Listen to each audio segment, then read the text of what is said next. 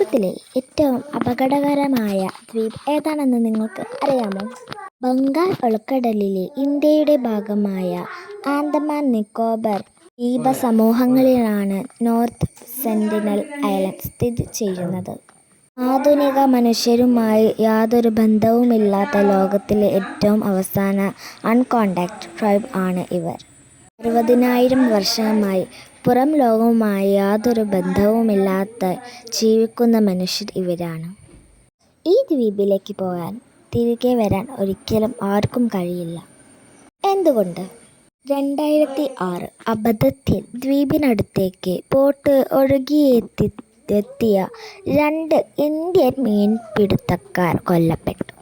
2018 ഇവിടത്തെ ജനങ്ങളെ ക്രിസ്തുമതത്തിലേക്ക് മാറ്റാൻ ശ്രമിച്ച ജോൺ അലൻ ചെ എന്ന അമേരിക്കൻ പാസ്റ്റർ കൊല്ലപ്പെട്ടു. ഇതിനാൽ ആരും അങ്ങോട്ട് പോകാൻ പാടില്ല. എന്നാൽ നിങ്ങൾ പോകുമോ?